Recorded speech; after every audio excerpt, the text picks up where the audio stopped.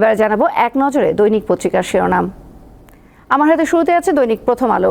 তাদের প্রধান শিরোনামে আছে ডক্টর ইউনূসকে প্রধান করে অন্তর্বর্তী সরকার, বঙ্গভবনে বৈঠক, আন্দোলনকারী শিক্ষার্থীদের প্রস্তাবে ডক্টর ইউনূস সম্মত, আপত্তি নেই রাজনৈতিক দলগুলোরও।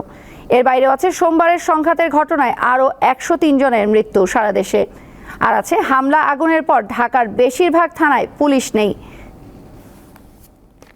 এরপর আছে দৈনিক যুগান্তর। তাদের প্রধান শিরোনাম ডক্টর ইউনূস অন্তর্বর্তী সরকার প্রধান, বঙ্গভবনের রাষ্ট্রপতির সঙ্গে 3 বাহিনীর প্রধান ও 13 সমন্বয়কের বৈঠক, ভেঙে দেয়া হলো জাতীয় সংসদ। আরও আছে নিরাপত্তাহীনতায় পুলিশ, অর্ধশত সিনিয়র কর্মকর্তা আত্মগোপনে। আরও আছে 6.5 বছর পর মুক্ত খালেদা জিয়া।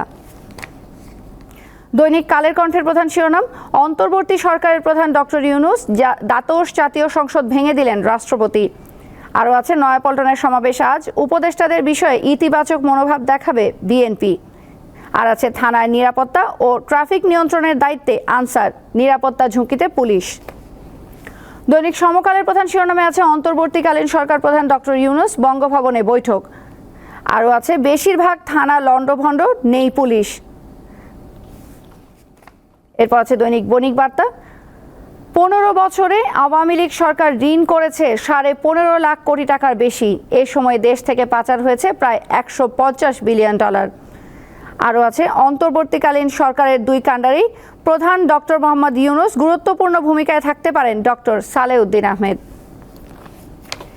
দৈনিক আজকের পত্রিকার প্রধান শিরোনামে একই রকম, ইউনূসের নেতৃত্বে সরকার, অন্তর্বর্তী সরকারের রূপরেখা তারা দিয়েছে। এর বাইরে আছে ফটো ফিচার সহ তারা যাত্রাবাড়ি থানা আর পুলিশের বর্তমান অবস্থা জানিয়েছে। আর লিখেছে সরকারবিহীন দেশে সর্বত্র অরাজকতা।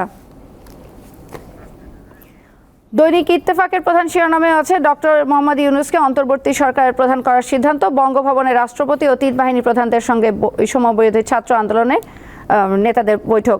আরও আছেন মুক্তি পেয়েছেন খালেদা জিয়া। এই ছিল আজকের প্রধান প্রধান পত্রিকার শিরোনামগুলো।